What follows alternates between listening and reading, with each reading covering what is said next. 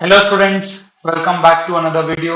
आज हम कंटिन्यू कर रहे हैं हमारे जेईई रिवीजन सीरीज को, जहां पर मैं रोटेशनल मोशन का पार्ट 2 लेकर आया हूं आपके लिए। ठीक है, ये एक रिवीजन सीरीज है। तो ऑब्वियसली ये, अगर आपको कुछ भी आइडिया नहीं है इस चैप्टर के बारे में तो थोड़ा मुश्किल हो सकता है, लेकिन मैंने ट्राई किया है कि एब्सोल्यूट बिगनर लेवल को भी समझ में आए वैसा भी कंटेंट डाला जाए। और अगर आपको बेसिक क्लियर है, आप रिवीजन के आए हैं, तो आपके लिए ये परफेक्ट वीडियो है। ठीक है। तो हम काफी कुछ डिस्कस करेंगे इस वीडियो में। सबसे पहले हम परपेंडिकुलर एक्सिस थ्योरम देखेंगे, पैरेलल एक्सिस थ्योरम देखेंगे। इसको येलो कलर कर देते हैं, शायद बेटर दिखेगा ना। हाँ, फिर टॉर्क देखेंगे, फिर कुछ ladder problems, work done bye torque, conservation of energy की कुछ प्रॉब्लम्स देखेंगे। इस लेक्चर में हम क्वेश्चंस बहुत सॉल्व करेंगे। ठीक है। लास्ट में एक टॉपिक आता है जो मैंने थोड़ा सा टच किया है, which is angular momentum. But जो इसका पार्ट 3 होगा उसमें इस टॉपिक को डिटेल में मैं कवर करूंगा। इसमें मैंने बहुत ही हल्का सा एक इंट्रोडक्शन पार्ट, एक जिस्ट दिया है। ठीक है, एंगुलर मोमेंटम।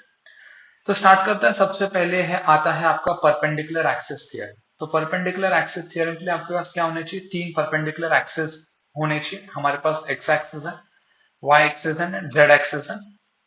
तो z एक्सिस जो होता है उसका moment of inertia is sum of I X and I Y. तो आई एक्स क्या है? Moment of inertia along the X axis, and I Y is moment of inertia along the Y axis.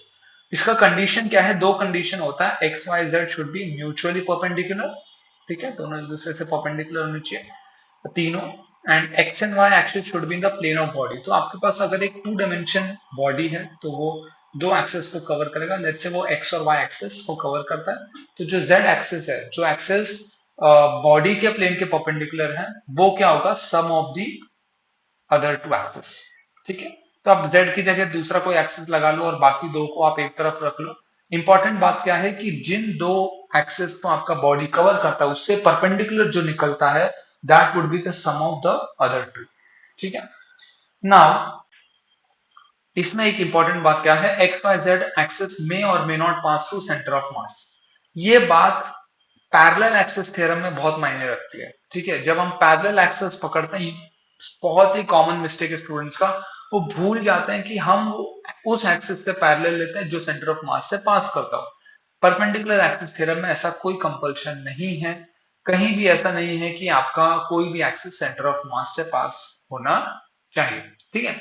अब ये example देख लो, square lamina है, सब ए side का है, ये एक्सिस दिया हुआ है आपको। ये perpendicular to the sheet of plane है ना। ये जो शीट है आपका स्क्वायर लेमिना, उसका परपेंडिकुलर जेड एक्सिस में।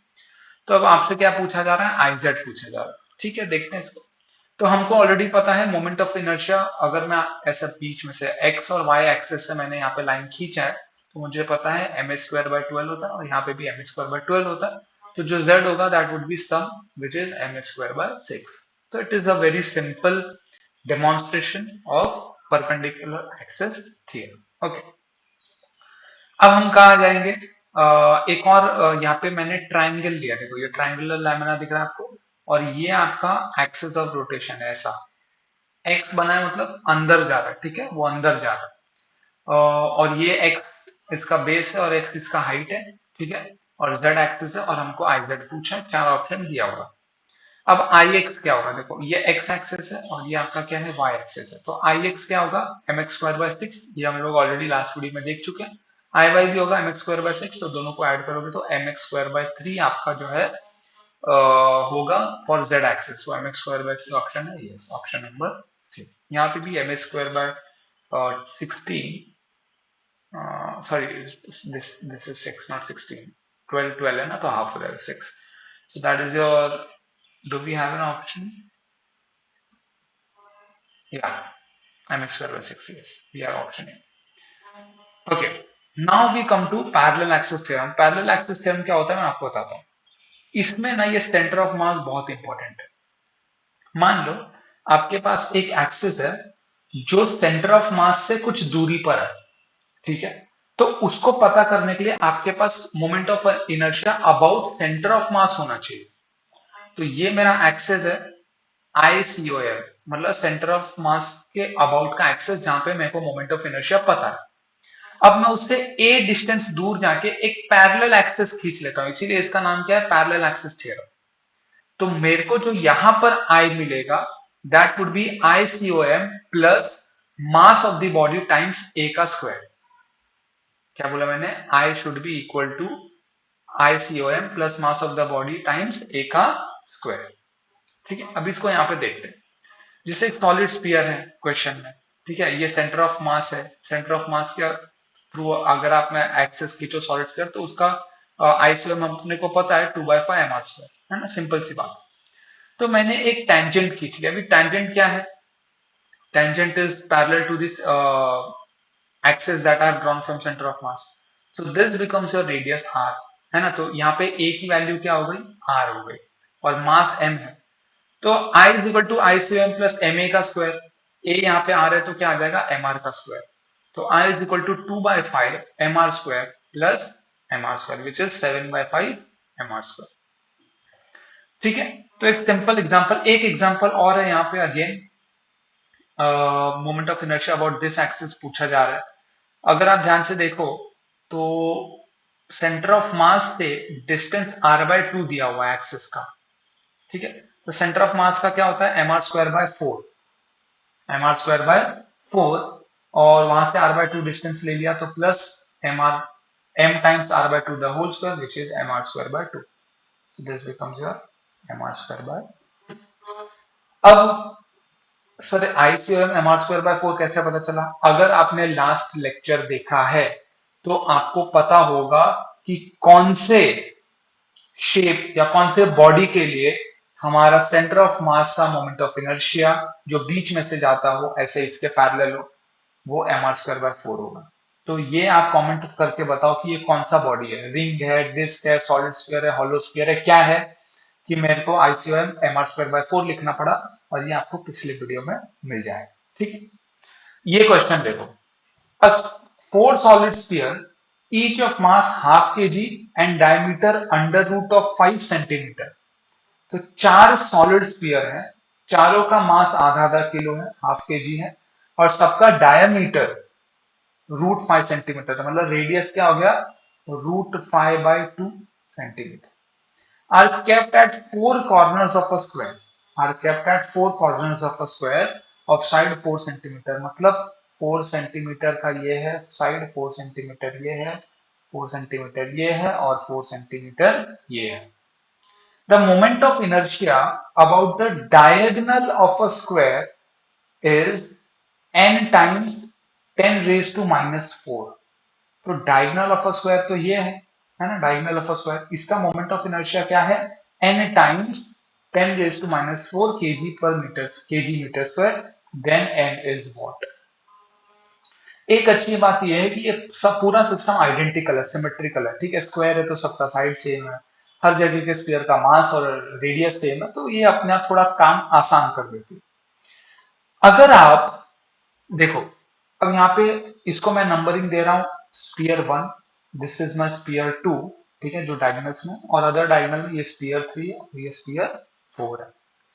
अगर मैं I1 और I2 की बात करूं तो ये 2/5 mr² आ जाएगा, हमने पिछले सम में ही देखा ना, सॉलिड स्फीयर के बीच में से जा रहा है सेंटर ऑफ मास से, तो 2/5 mr², बहुत बढ़िया।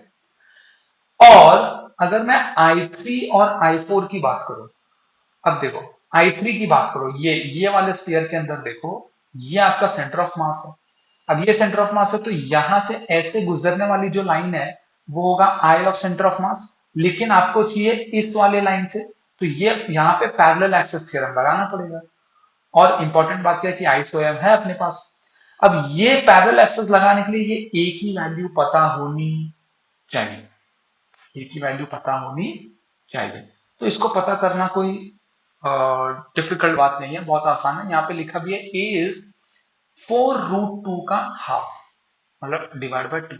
अब ये कैसे आया, देखो ये 4 सेंटीमीटर है, ये 4 सेंटीमीटर है, और ये 90 डिग्री है, तो ये आ जाएगा आपका हाइपोटेनस, और ये ए है हाइपोटेनस का हाफ, तो 4√2 का हाफ विच इज 2√2। तो ए की एक्चुअल वैल्यू क्या है, 2√2।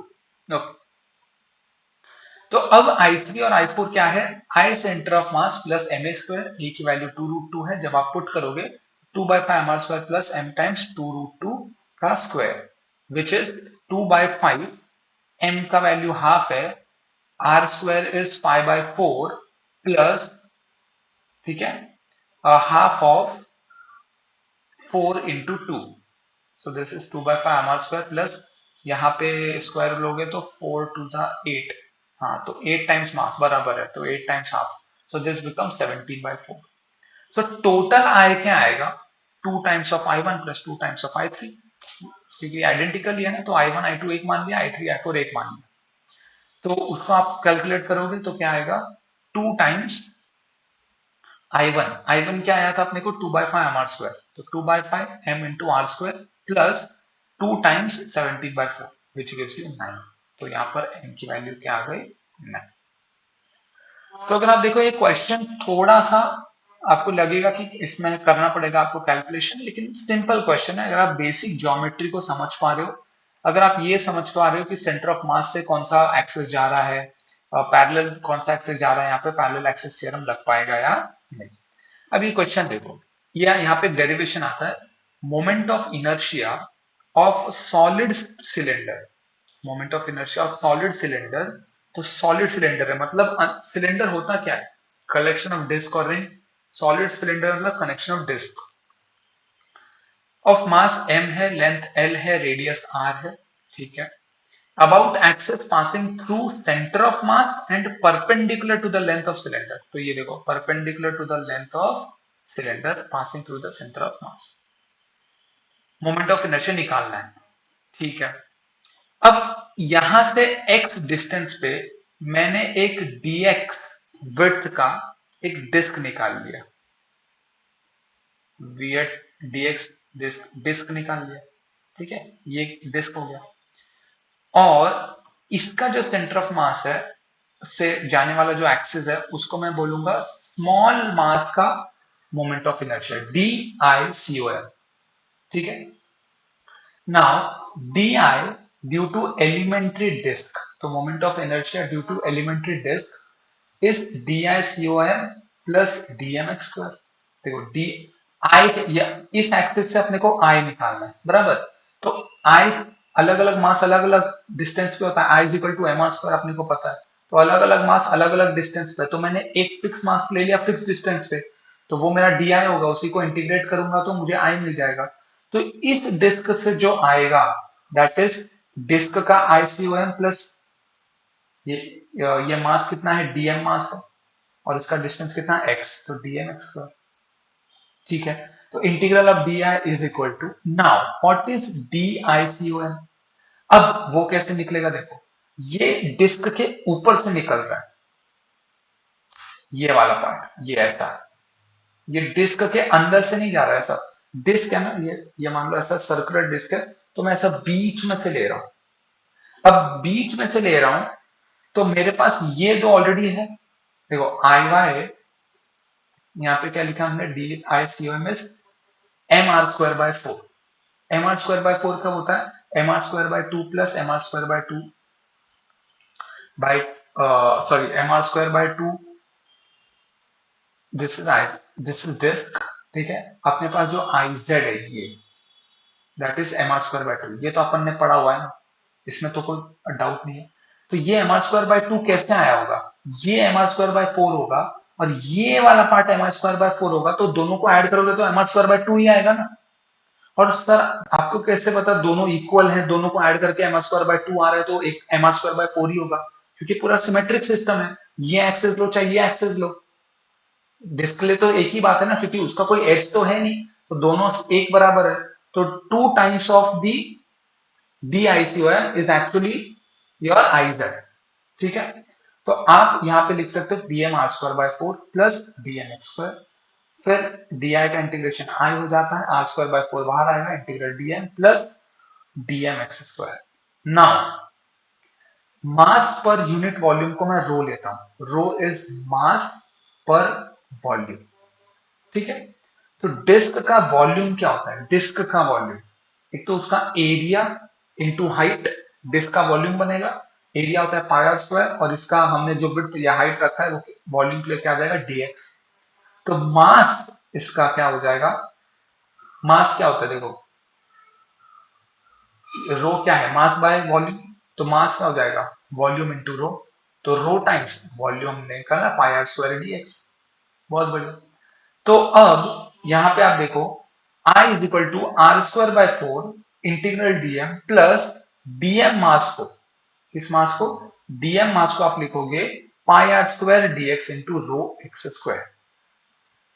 तो यहां पे इंटीग्रल डीएम हो जाएगा M R square by four plus, देखो पाई आर स्क्वायर बाहर आ गया, पाई आर स्क्वायर बाहर आ गया, रो बाहर आ गया, रो बाहर आ गया, बचा क्या आपके पास, यहाँ पे एक टू भी आ रहा है, ठीक है, to pi R square rho आ रहा है। ओके ओके ओके, क्योंकि यहाँ पे इंटीग्रेशन देखो क्या लिया मैंने, इसमें इंटीग्रेशन क्या होगा, एक तो माइनस एल से प्लस एल लिखो, या जीरो से एल बाय टू करके मल्टीप्लाई बाय टू कर दो। तो यहाँ पे लिमिट मैंने जीरो से एल बाय टू करके मल्टीप्लाई बाय टू कर दिया, एक्स स्क्वायर डीएक्स। तो M R square by four plus two pi R square, ठीक है, X square DX which is X cube by three, तो L cube upon L by to था ना, तो L by to का cube by three, और यहाँ पे क्या है टू पाई आर स्क्वायर। अभी रो क्या है, मास बाय वॉल्यूम, तो मास बाय वॉल्यूम क्या है, पाई आर स्क्वायर एल। तो आपको टोटल आई क्या मिलेगा, M R square by four plus M R square by two. ये एक इंपॉर्टेंट डेरिवेशन है, नहीं समझ में आया तो रिवाइंड करके दोबारा देख लो। नेक्स्ट टॉपिक जो आता है that is torque. Torque is your moment of force या turning effect of force.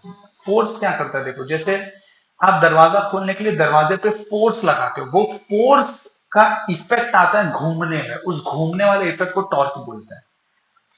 Turning effect of force is your torque, ठीक है। इसी को मोमेंट ऑफ फोर्स भी बोला जाता है, क्योंकि जो लीनियर मोशन में जिस चीज को फोर्स बोला जाता है, रोटेशनल मोशन में उसी चीज को टॉर्क बोला जाता है। जैसे आपका स्कूटर का इंजन घुमा रहा है ना टायर को, तो टॉर्क जनरेट कर रहा है, not force, we call it torque. Now amount of turning या torque depends on three things, कितना फोर्स लगा, कहां फोर्स लगा, किस एंगल पे फोर्स लगा। फोर्स ज्यादा लगेगा टॉर्क ज्यादा बनेगा, डिस्टेंस ज्यादा होगा तो टॉर्क ज्यादा बनेगा, एंगल ज्यादा होगा तो टॉर्क ज्यादा बनेगा। अब इस केस को देखो, मैं आर डिस्टेंस पे एफ फोर्स परपेंडिकुलर लगा देता हूं इधर, और इस केस में देखो मैं एक थीटा एंगल, जो इसके साथ थीटा एंगल बनाता हो, उस पे एफ लगा देता हूं। तो घुमाने में किसका काम है, एफ साइन थीटा का काम है, क्योंकि वही जो है घुमा रहा है एफ कॉस थीटा, तो घुमाने में कोई काम नहीं आएगा। तो F sine theta is only responsible for turning effect. तो जब थीटा ज्यादा था, जब थीटा 90 डिग्री था, तो पूरा का पूरा फोर्स लग रहा था घुमाने में, तो थीटा ज्यादा होने पे फोर्स आपका टॉर्क भी ज्यादा जनरेट हो। टॉर्क का अगर फॉर्मूला देखो, तो वो R times perpendicular distance time force perpendicular which is F sine theta. तो R times F sine theta, या इसी को आर टाइम्स फोर्स परपेंडिकुलर भी बोलते हैं। R is the perpendicular distance between the pivoted point and the force, ठीक है ना। इन वेक्टर फॉर्म इसको लिखते हैं आर क्रॉस एफ। टॉर्क को क्या लिखते हैं, R cross F which is R F sine theta. तो टॉर्क उसका मैग्नीट्यूड क्या आता है, आर एफ मतलब वेक्टर क्या आता है, R F sine theta into N cap. N cap क्या है, direction vector, unit vector, perpendicular to the plane of R and F. Okay, now torque. अब देखो इस केस में क्या है, मैं यहां पे फोर्स लगा रहा हूं, ठीक है, और मेरा ये आर वेक्टर है। तो अब टर्निंग इफेक्ट कैसा आया, एंटी क्लॉकवाइज। तो मैं बोलता हूं torque is outward which is positive. Torque कहां लग रहा है, आउटवर्ड विच इज पॉजिटिव।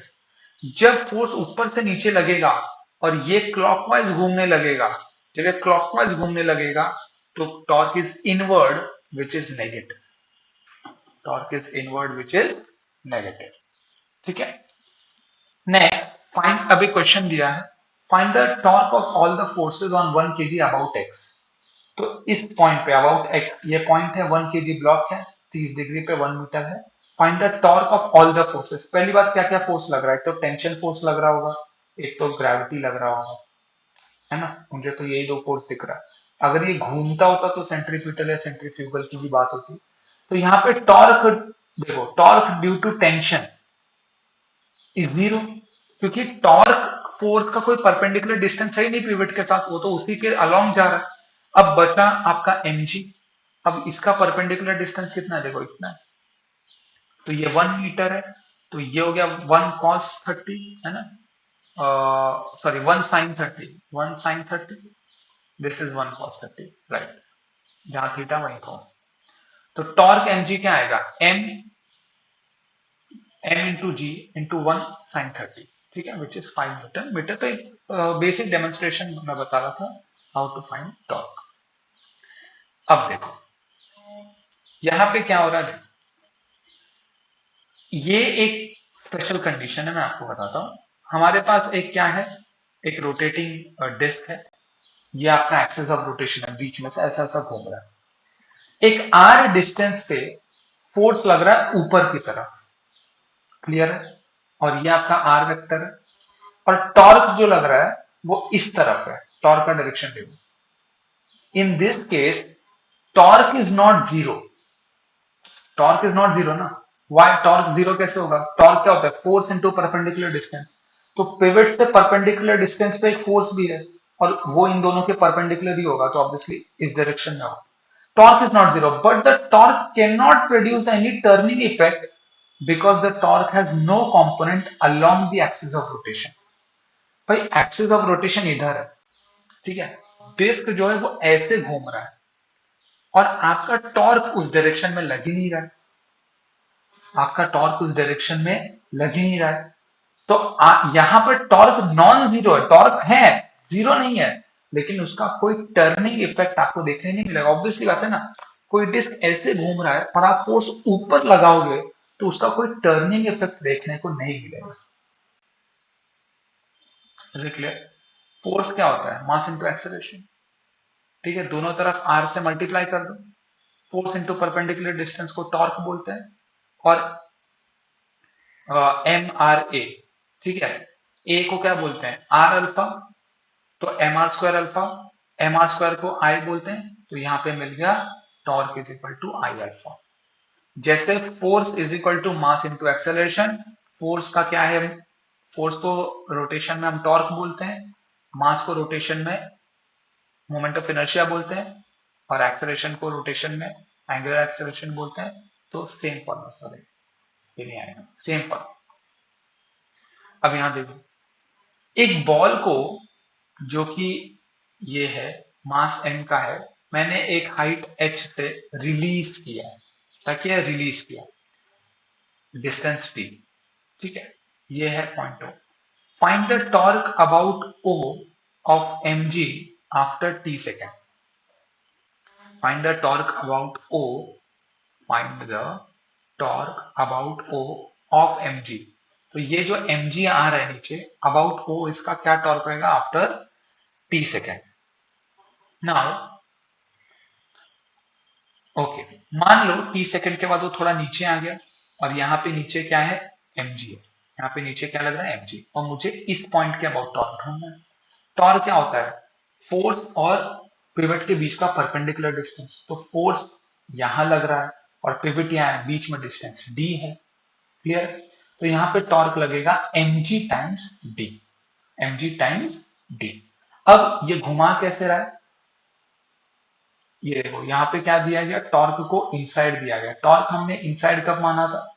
उसका डायरेक्शन ये इनवर्ड, क्योंकि फोर्स नीचे आ रहा है ना, यहाँ पे भी अपना फोर्स है, नीचे आ रहा है, जो कि बॉल को ऐसे घुमाएगा। कैसे घुमाएगा? क्लॉकवाइज, ठीक है, क्लॉकवाइज घुमाएगा, तो अपना क्या होगा? फोर्स इनसाइड होगा। ऑलराइट, तो यहाँ तक आई होप आपको कोई प्रॉब्लम नहीं होगा। Next topic that we are going to study is static equilibrium. So static equilibrium में हम तीन चीज की बात करते हैं, ट्रांसलेशनल इक्विलिब्रियम, रोटेशनल इक्विलिब्रियम, ठीक है, दो चीज की बात करते हैं, ट्रांसलेशनल और रोटेशनल इक्विलिब्रियम, ठीक है। ट्रांसलेशनल इक्विलिब्रियम मतलब क्या होता है कि आपका एफ नेट जो है वो जीरो होना चाहिए। इसको ये लोग कर लेते हैं, ठीक है। देखो नेट फोर्स अगर जीरो है तो सेंटर ऑफ मास का अबाउट एक्सेलरेशन भी जीरो होगा। एक्सेलरेशन पैदा कैसे होता है? Force is equal to mass times acceleration, या acceleration is force per unit mass. तो अगर एक्सेलरेशन नहीं है यानी कि वेलोसिटी कांस्टेंट है, तो ट्रांसलेशनल इक्विलिब्रियम मतलब आपका सेंटर ऑफ मास का वेलोसिटी कांस्टेंट होना चाहिए, ठीक है। Now F of x, F net zero होने का मतलब एफ एक्स भी जीरो, एफ वाई भी जीरो और एफ जेड भी जीरो, मतलब net force in all the direction से जीरो। जब आप यही चीज रोटेशनल में करते हो तो आप फोर्स की जगह टॉर्क लिख देते हो, और ए की जगह अल्फा आ जाता है और बी की जगह ओमेगा आ जाता है, ठीक है। बाकी कॉन्सेप्ट वही है। Note if static equilibrium is present, torque net about any point is zero। अगर स्टैटिक इक्विलिब्रियम है तो नेट टॉर्क, यहां लिखा भी था net torque about any point is zero, तभी तो इक्विलिब्रियम है। अगर आपके पास अनबैलेंस टॉर्क है या अनबैलेंस फोर्स है तो आप उसको इक्विलिब्रियम नहीं बुलाओगे। मान लो एक इक्विलिब्रियम का ये सिस्टम दिया है क्वेश्चन, एक यूनिफॉर्म रॉड है, ठीक है, उसके 40 सेंटीमीटर लेफ्ट में हमने एक मास एम रखा है, टोटल 100 सेंटीमीटर का प्लैंक है वो, और दो स्प्रिंग है T1 T2 टेंशन उसमें दिखाई दे रहा है। मास अपने को 10 केजी है नीचे प्लैंक का, और ऊपर ब्लॉक का 5 केजी है। Find T1 and T2। अब देखो ये एक सिस्टम है, इक्विलिब्रियम में है, स्टैटिक इक्विलिब्रियम में कुछ मूव नहीं कर रहा है, ठीक है। इसका सेंटर ऑफ मास का वेलोसिटी कांस्टेंट है विच इज जीरो। अब एफ नेट मेरा जीरो होना चाहिए, ठीक है। तो ऊपर क्या क्या, ऊपर वाई डायरेक्शन देखो, ऊपर T1 T2 और नीचे क्या है, mg दोनों का। तो T1 प्लस T2 बराबर m plus small m into G. तो T1 प्लस T2 आ गया 150, इक्वेशन नंबर 1। अब ये रोटेशनल इक्विलिब्रियम में भी है, तो आप किसी भी पॉइंट से टॉर्क निकाल लो। तो अगर मैं पॉइंट O लूं, अगर मैं पॉइंट O लूं, torque about O is zero, तो ये देखो ये क्या है, माइनस T1 इंटू 50। ये पॉइंट O है, ये आपको किधर घुमा रहा है ना, तो इसको मैंने माइनस ले लिया। तो अगर ये माइनस है तो T2 प्लस हो जाएगा, तो प्लस T2 इंटू 50। और 10g का तो कुछ फर्क ही नहीं होगा, है ना। 10 क्या है, प्लैंक का मास, वो तो मास से ही गुजर रहा है तो उसका टॉर्क तो एनीवेज कुछ नहीं होगा। बट ये 5g at a distance 10 centimetre है, तो ये हो जाएगा minus 5g into 10 is equal to zero. देखो साइन कन्वेंशन प्लस माइनस अपने हिसाब से ले लो, इंपॉर्टेंट ये जो आपने ले लिया उसको आप बदल नहीं सकते। T1 into 50, okay. तो हमने ये इक्वेशन देखा। अब 50 T2 माइनस 50 T1 इज 500, यहां से आया तो T2 माइनस T1 10, और T2 T1 प्लस T2 150, दोनों को ऐड कर लो तो T2 आता है 80 न्यूटन, T1 आता है 70 न्यूटन, ठीक है। यहाँ पे 80 70 का दिया बेशक ऑप्शन। अब हम कुछ लैडर प्रॉब्लम्स को देखते हैं, ठीक है। एक लैडर रखा हुआ है और एक आदमी है, लैडर का मास कैपिटल एम है, आदमी का मास स्मॉल एम है, वो सेंटर ऑफ मास से एक्स हाइट ऊपर चढ़ के खड़ा हुआ है, दोनों तरफ रफ सरफेस है, ठीक है। तो यहाँ पे फ्रिक्शन दोनों तरफ है और टोटल लेंथ 2l है, और ऐसा स्टिक है मतलब इक्विलिब्रियम में। तो find the normal reaction and friction on both the ends of the ladder, ठीक है। तो ये पॉइंट ए मान लिया मैंने, ये पॉइंट बी मान लिया। तो पॉइंट ए पे देखो, यहाँ पे F1 लगेगा राइट में ऑब्वियसली, क्योंकि फ्रिक्शन नहीं होता तो बॉडी यहाँ भागता, तो फ्रिक्शन ऑब्वियसली उल्टा लगेगा। और यहाँ पे N1 है, यहाँ पे फ्रिक्शन F2 ऊपर है और N2 इस तरफ है। एक कैपिटल mg है जो लैडर का है, और एक स्मॉल mg है जो मैन का है, ठीक है। तो एफ नेट अगर आप जीरो करोगे तो एक्स डायरेक्शन में जीरो करने से क्या मिलेगा आपको कि N2 इज F1। अब देखो N2 कहाँ है, ये, और F1 कहाँ है, ये, तो ये दोनों बराबर होने चाहिए। और y डायरेक्शन में जीरो करने से मिलेगा आपको कि N1 प्लस F2 मिला के m प्लस m इंटू जी।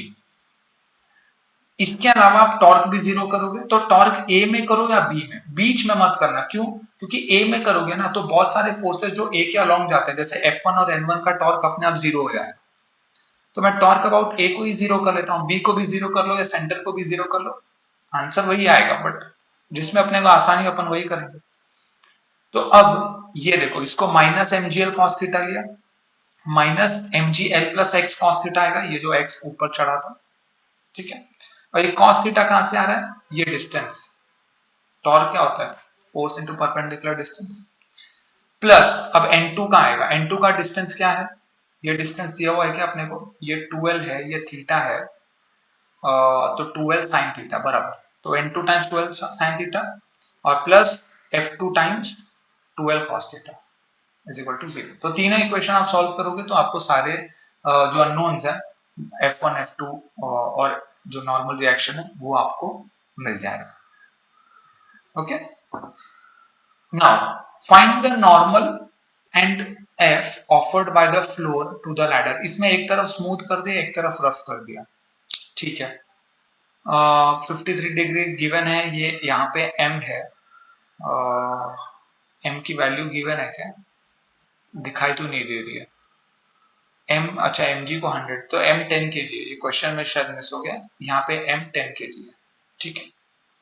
अब देखो ये बहुत सिंपल है, स्मूथ है यहाँ पे तो क्या n2 तो लगेगा ही ना, यहाँ पे फ्रिक्शन नहीं आएगा, ये रफ है तो यहाँ पे फ्रिक्शन और n1 आएगा, और एक mg है, यहाँ पे कोई आदमी नहीं है तो स्मॉल mg है नहीं, सेम।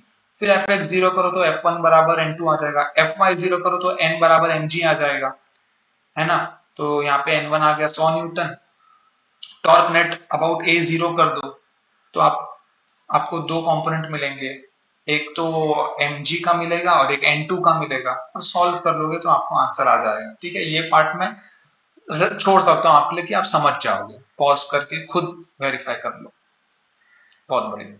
अब यहाँ पे क्या किया, एक तरफ स्मूथ दे दिया और एक तरफ म्यू दे दिया, तो म्यू दे दिया तो उसमें क्या है, म्यू एन निकालना अपने को आता ही है ना, मल्टीप्लाई तो करना है, तो 10 metre apart 37 degree up to what, अब देखो लैडर 20 केजी का, एक मैकेनिक 60 केजी का, up to what maximum length the mechanic can climb up the ladder without ladder slipping. तो मान लो मैंने यहाँ पे मैकेनिक को खड़ा कर दिया, ये डिस्टेंस x है, यहाँ पे लैडर स्लिप नहीं हो रहा है, इधर से थोड़ा भी आगे गया तो लैडर स्लिप हो जाएगा, मतलब वो एकदम एज पे खड़ा है, वो अपने को डिस्टेंस ढूंढना है, क्लाइंब कितना कर सकता है। तो नीचे 60 जी आएगा, यहाँ पे 20 जी आएगा, इधर फ्रिक्शन लगेगा, यहाँ पे स्मूथ है तो सिर्फ n2 लगेगा, n1 सेम कहानी। f नेट जीरो में fx जीरो करो तो n2 बराबर f आएगा, fy जीरो करो तो m1 is equal to 80 g आ जाएगा विच इज 800। फिर body is just about to slip, तो फ्रिक्शन क्या आएगा, म्यू एन आएगा, जस्ट अबाउट टू स्लिप है, स्लिप तो हो नहीं रहा है, तो म्यू एन क्या आएगा, मैक्सिमम 480 न्यूटन फ्रिक्शन लग सकता है। टॉर्क अबाउट ए जीरो कर लो, अगेन एक इक्वेशन आ जाएगा, सॉल्व करने पे 9 मीटर आ जाएगा। तो मैं बता रहा हूं कि अगर आपका फंडामेंटल क्लियर है, कॉन्सेप्ट क्लियर है, तो ये क्वेश्चंस आपको कभी इंटिमिडेट नहीं कर पाएंगे, कभी डॉन्ट नहीं कर पाएंगे, क्योंकि इस क्वेश्चंस में वो दम नहीं है, इजी क्वेश्चंस है, दिखने में लग सकता है किसी को जिसकी प्रैक्टिस अच्छी ना हो उसको टफ लग सकता है।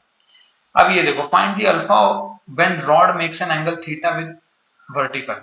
यहाँ पे मैंने रिलीज किया, यहाँ से वो ऐसे ट्रैवल करता है, और यहाँ पर जब वो पहुंचता है, जब वो वर्टिकल के साथ थीटा बना रहा है, तब उसका अल्फा क्या है। अब देखो इस पॉइंट पे नीचे क्या लग रहा होगा, mg, तो एक कंपोनेंट है mg cos थीटा, कैसे ये cos थीटा, देखो ये थीटा है, ये थीटा है, ऐसा है, देखो ये ऐसा, ठीक है, ये थीटा है, ठीक है। mg का डायरेक्शन ये वाला डायरेक्शन है, तो इस डायरेक्शन में तो mg cos थीटा ही आएगा ना, और इस डायरेक्शन में mg sin थीटा आएगा। तो अब टॉर्क क्या होता है, force into perpendicular distance, mg sin theta का परपेंडिकुलर डिस्टेंस क्या है, l/2, ये सेंटर ऑफ मास से लगा, तो टॉर्क, टॉर्क जनरेट कौन कर रहा है, mg sin थीटा जनरेट कर रहा है, तो torque is l/2 mg sin theta. और मुझे पता है कि torque is equal to I alpha, ये मैंने पढ़ा हुआ है, तो आई क्या है, एम एल स्क्वायर बाय 3, अपने ये लास्ट लेक्चर में पढ़ा था, I M L square by 3, alpha is equal to torque is l/2 mg sin theta, तो अल्फा क्या आ गया, 3g/2l sin theta, simple. Next आता है kinetic energy of a rotating body. हमें पता है हाफ एम वी स्क्वायर होता है लीनियर बॉडी का, तो इसी का रोटेशनल क्या हो जाएगा, हाफ एम का क्या हो जाएगा, मोमेंट ऑफ इनर्शिया, और v क्या हो जाएगा, ओमेगा स्क्वायर, तो यही तो है, हाफ आई ओमेगा स्क्वायर, ठीक है। Now work done bye torque. अब देखो मान लो एक बॉडी है, मैंने उसका एक छोटा सा टुकड़ा लिया, ये टुकड़े का लेंथ ds है, और ये अगर मैं दोनों के साइड से जोड़ दूं तो एंगल डी थीटा बनाता है फ्रॉम दी सेंटर। तो ds is equal to R D theta, ये तो मानी बात है। Arc length is equal to radius times angle. एक फोर्स लग रहा है, मान लो ये घूम रहा होगा, रोटेटिंग है, वर्क डन बाय टॉर्क। एक मान लो एक ऐसा फोर्स लग रहा है, ये फोर्स, ठीक है, आर डिस्टेंस पे फ्रॉम सेंटर। अब ये इसका अगर मैं टेंजेंट ड्रॉ करूं, ठीक है, ये एंगल अल्फा है, तो ये क्या आ जाएगा एफ कॉस अल्फा, और ये लेंथ ds है। तो वर्क क्या है, फोर्स इंटू डिस्प्लेसमेंट। फोर्स क्या है, एफ एस कॉस थीटा ना, F dot S, F S cos theta.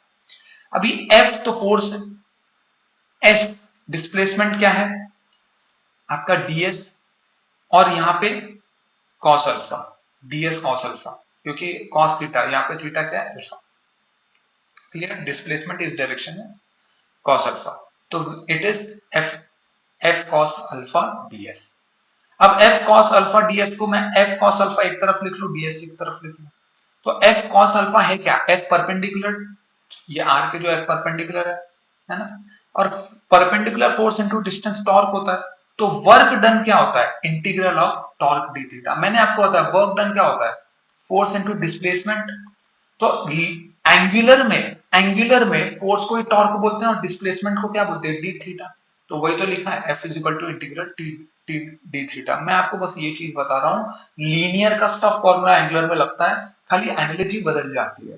Force torque हो जाता है, एस थीटा हो जाता है, वी ओमेगा हो जाता है, ए अल्फा हो जाता है, एम आई हो जाता है। खाली इतना आपको पता होना चाहिए। अब यहाँ पे एक डायग्राम दिया था, ये डायग्राम देखते हैं। A flywheel is rotating with initial angular speed 60 radian per second. Its moment of inertia about axis is 5 kg meter square. Due to friction of axle, it stops in 5 minutes. Find the work done by the frictional force.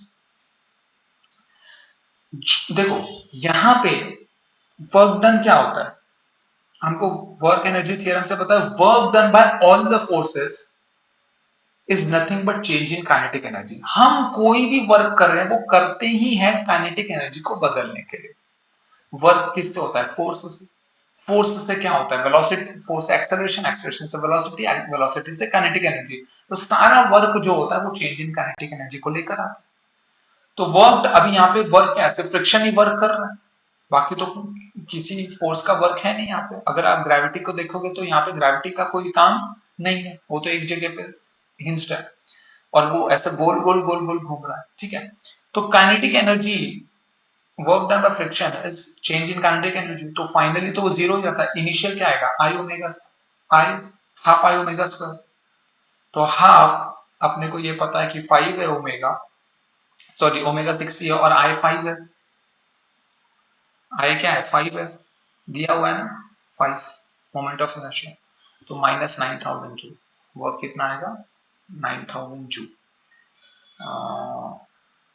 एक zero ज्यादा लग जाता है, this 9000।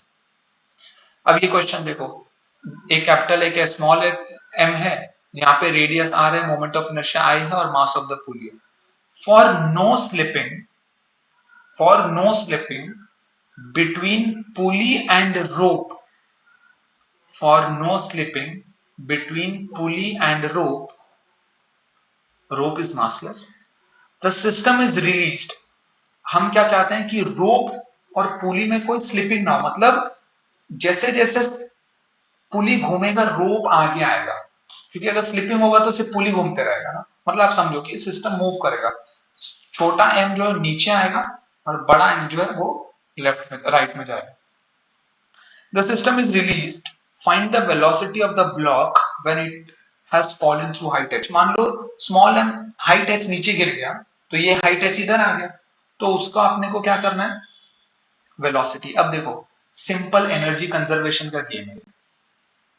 मैं क्यों बोल रहा हूं ये एनर्जी कंजर्वेशन का गेम है, इसमें फोर्सेस क्या लग रहे हैं, एक तो ग्रेविटी लग रहा है, और स्लिपिंग है नहीं, कुछ फ्रिक्शन लग नहीं रहा है, बेसिकली कंजर्वेटिव फोर्स लग रहा है, और दूसरा कोई फोर्स नहीं।